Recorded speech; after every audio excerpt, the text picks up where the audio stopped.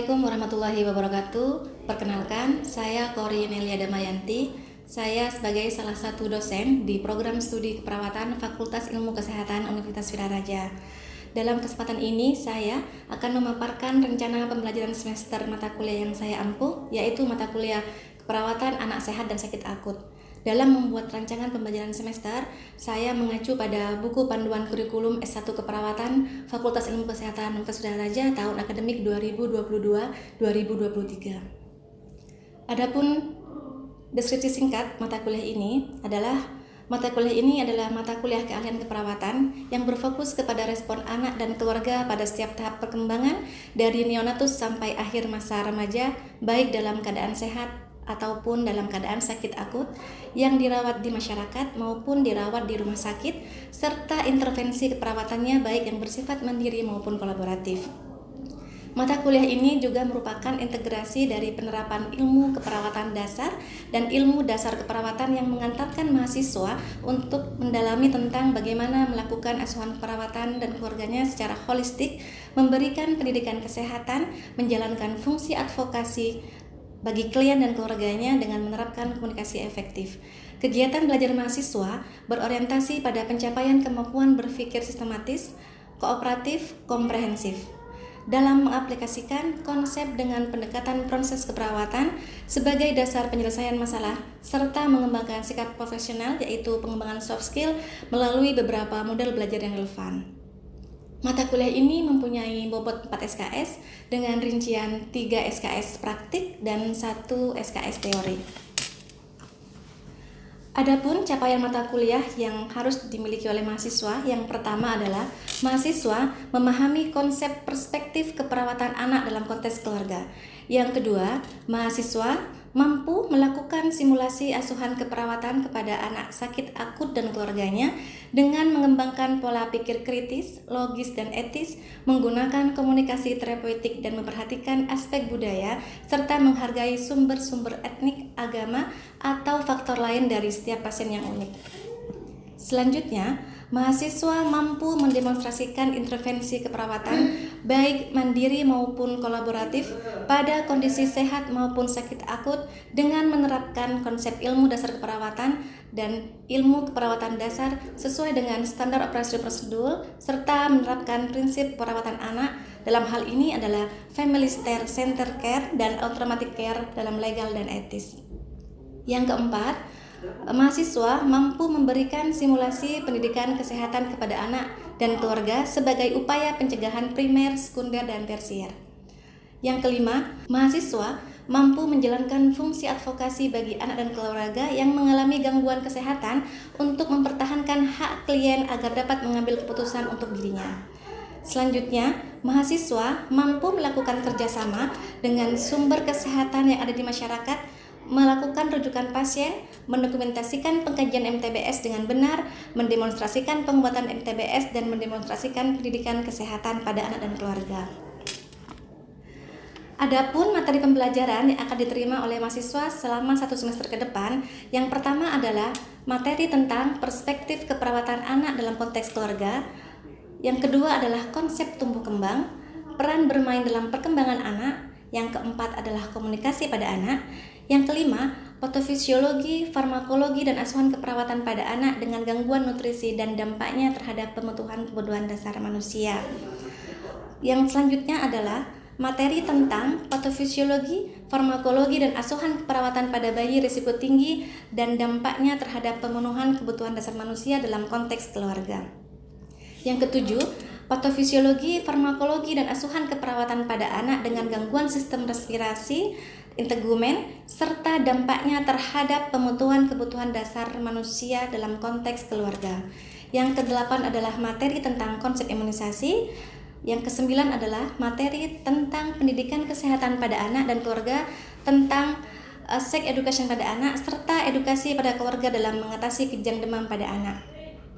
Yang selanjutnya adalah lab skill tentang prosedur pemasangan infus dan pemberian obat yang aman pada anak, serta prosedur perawatan fungsi pernafasan dan fungsi pencernaan. Referensi dalam mata kuliah ini ada beberapa yang saya pakai. Selain buku ajar keperawatan pediatri, saya juga menggunakan pustaka penunjang, di mana penunjang itu adalah referensinya menggunakan hasil karya penelitian saya. Di sini ada beberapa, ada empat yaitu tentang hasil penelitian artikel pengaruh suportif edukatif berbasis family center nursing terhadap kemampuan keluarga. Setelah itu ada juga pendampingan ibu dalam menstimulasi perkembangan motorik anak, artikel tentang modul prediksi kejadian stunting pada balita, dan modul bahan ajar yang berjudul modul perkembangan motorik anak usia dini. Asesmen dalam mata kuliah ini saya menggunakan asesmen problem based learning, small group discussion, discovery learning, dan skill lab. Mungkin itu yang bisa saya jelaskan, saya paparkan tentang rencana pembelajaran semester mata kuliah keperawatan anak sehat dan sakit akut.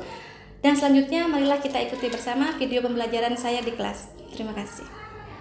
Assalamualaikum warahmatullahi wabarakatuh. Waalaikumsalam warahmatullahi wabarakatuh. Selamat apa ini? Siang Pak sore? Siang. Selamat siang, bilang sore masih semangat ya? Terima kasih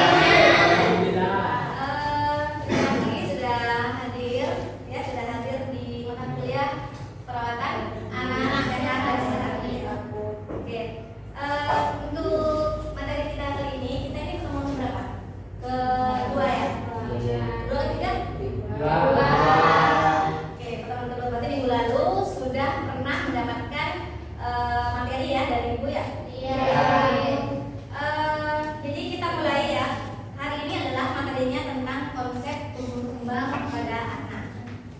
Sebelum ke tumbuh kembang, mari kita bahas lagi tentang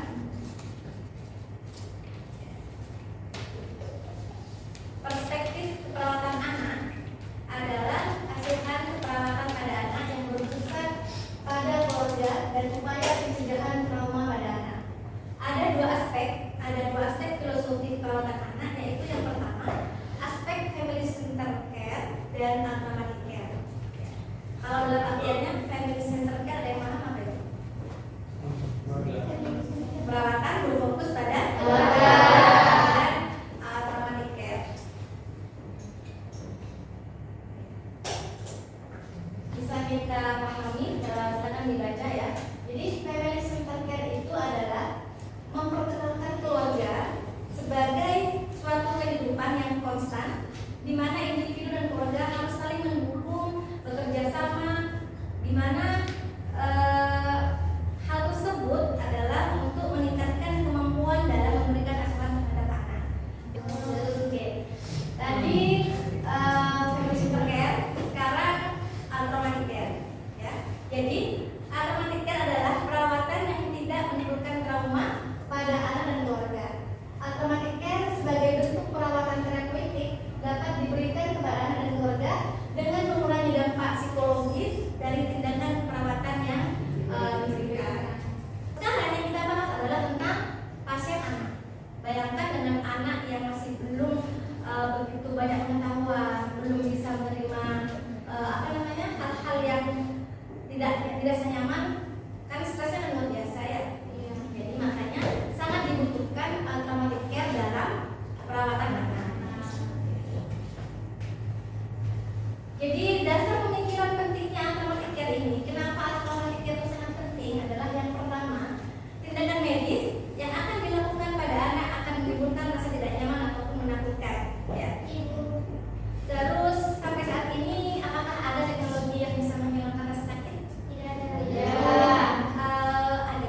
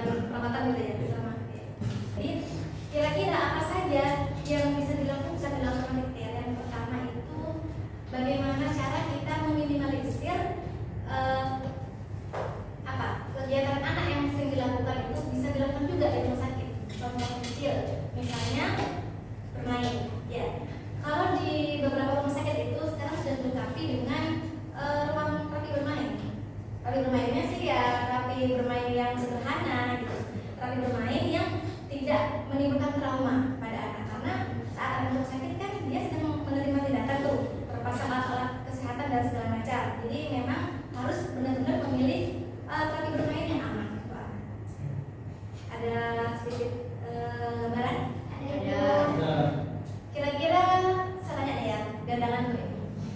Kira-kira terapi bermain apa yang pas untuk anak-anak yang sedang mengalami perawatan atau hospitalisasi di rumah sakit? Ada yang mau tanya? Pak siapa namanya? Pak Levi ya? Menurut saya terapi bermain yang bisa dilakukan di rumah sakit itu salah satunya tebak warna. Soalnya di masa kanak-kanak kan kalau main tebak-tebakan warna itu bisa melatih motorik. Selain itu tebak-tebakan warna itu juga gak terlalu banyak gerakan, sehingga tidak terlalu itu menggeser kayak infusnya atau apa. Jadi traumanya itu kurang dan juga bisa mengurangi stres pada anak. Tebak-tebakan mana ya? Oke. Benar tidak jawabannya? Nah, karena itu di situ yang aktif adalah perawatnya yang memberi terapi ya, artinya hanya menjawab saja, tidak melakukan tindakan apapun ya. Oke, ada lagi mungkin? Yang mana ini? Ya, silakan. Kalau menurut saya bisa lewat itu kartu ekspresi, Bu.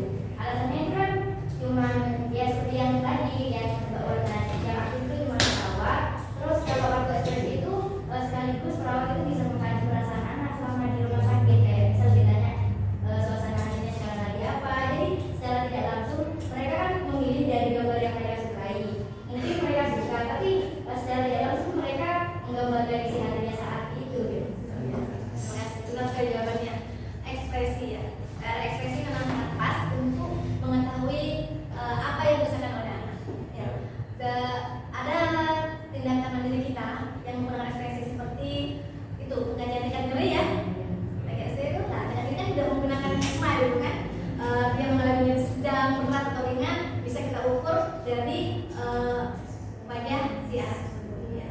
Ya, jadi itu beberapa contoh terapi bermain yang aman untuk dilakukan di rumah sakit dan efektif untuk mengurangi rasa cemas ataupun stres saat anak mengalami hospitalisasi.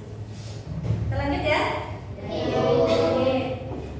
Di sini ada prinsip utama dalam perawatan anak ya.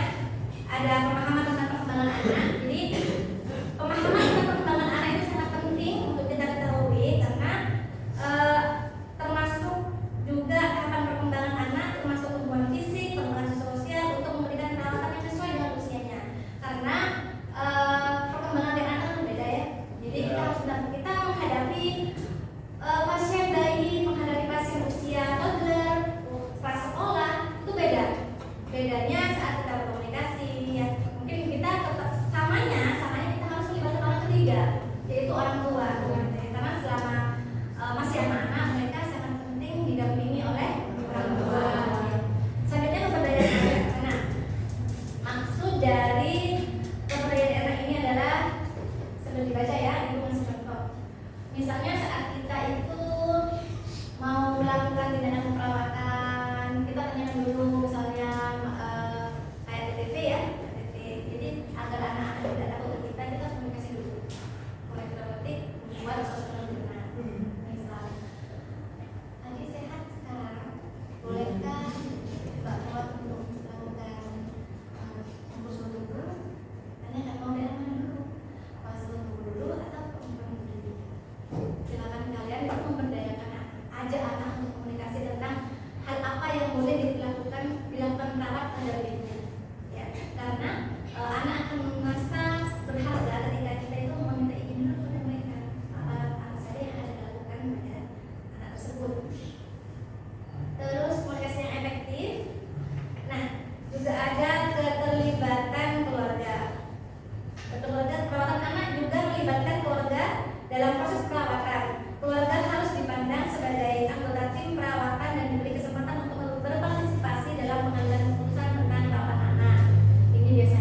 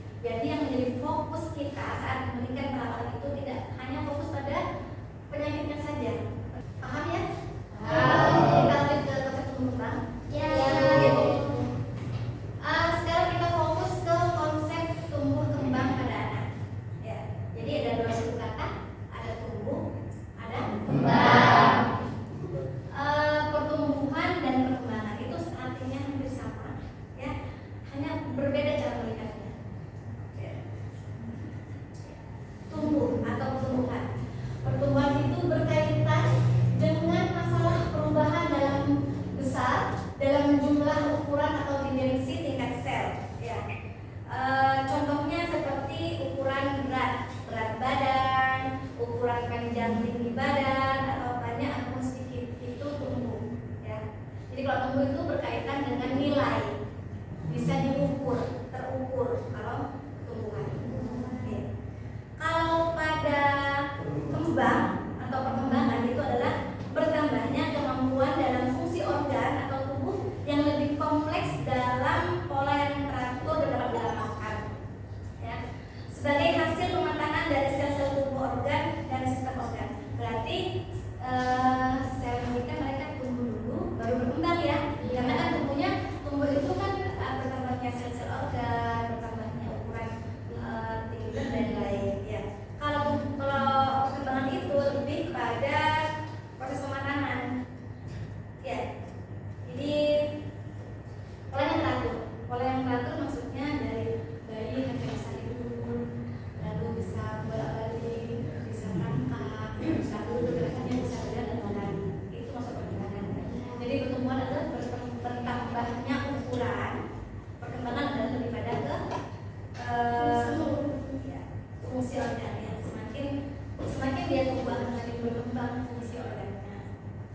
Bisa memahami perbedaan antara tumbuh dan perkembangan? Bisa. Tahapan perkembangan anak itu ada dua. Ada tumbuh kembang di fase prenatal, ada tumbuh kembang di fase postnatal.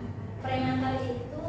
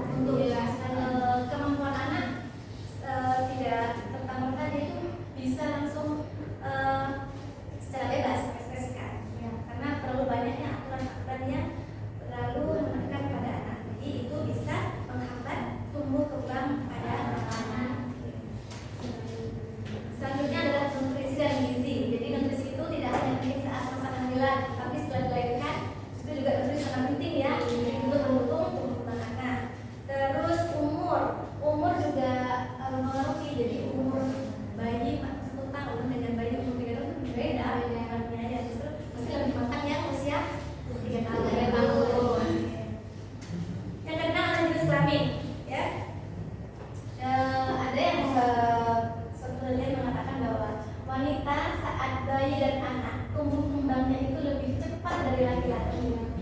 Ya. Sebaliknya, tumbuh kembang saat pubertas lebih cepat laki-laki daripada wanita. Iya. Paham nggak apa yang Ibu maksud? Paham. Paham? Paham. Ada yang saya jelaskan, mengulang kembali gitu dengan bahasa yang sendiri. Pemahaman kalian seperti apa sih tentang yang nomor 6 ini yang diselamin? Ya.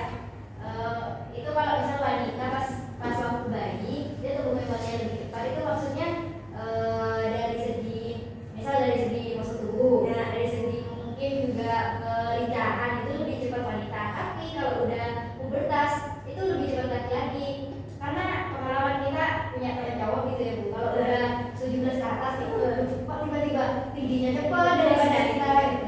Oke, baik. Terima kasih itu jawaban itu yang saya harapkan biar teman-teman bisa lebih paham ya, karena itu kan jawaban dari hal yang dialami teman-teman. Dipaham ya dari tulisan kalian ya? Kita lanjut ke stimulasi. Jadi stimulasinya itu penting ya, penting sejak dini dengan kandungan ya, terus juga dalam lingkungan.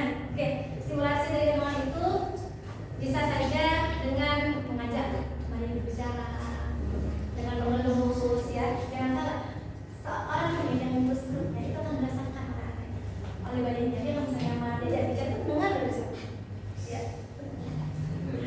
Nanti tanyakan pada saudara atau rekan lebih segala macam ini ya. Oke. Terus sanitasi lingkungan yang kurang baik seperti kurangnya sinar matahari, asap rokok ya, itu sangat penting juga mempengaruhi perkembangan anak. Oke. Sosial ekonomi jelas ya. Kemiskinan selalu berkaitan dengan kekurangan makanan serta kesetaraan lingkungan yang jelek dan ketidaktahuan. Hal tersebut menghambat pertumbuhan anak. Ada dari orang tua dan juga ada dampak psikologis atau kejiwaan. Nanti kalian itu bisa lihat, coba lihat jurnal artikel nanti yang ada referensi di RPS akan dibandingkan di RPS-nya, nanti kalian lihat di referensi pendukung lebih bisa mungkin menambah pengetahuan kalian di artikel-artikel itu, hasil artikel dari ibu dan tim dosen di fakultas ya, juga ada modulnya ya. Oke. Yang terakhir adalah hukum pertumbuhan dan perkembangan anak. Ada hukum sefalokaudal, pertumbuhan fisik dimulai dari kepala. Jadi kepala dulu yang kepala tidak besar ya. Kalau di grafik bayi itu saat ini kan kayak besar kepala ya, bagian dalam tubuh kecil. Tuh. Terus ada hukum proksimodistal, pertumbuhan fisik berpusat dari pusat pada sumbu ke tepi. Lalu ada perkembangan terjadi dari umur khusus, misalnya menggerakkan lengan, tepuk tangan. Jadi coba lihat ya, yang punya adik kecil atau siapa, anak-anak itu ya, lebih cepat menggerakkan tangan, mengepakkan tangan daripada dari jari. Iya, tepuk tangan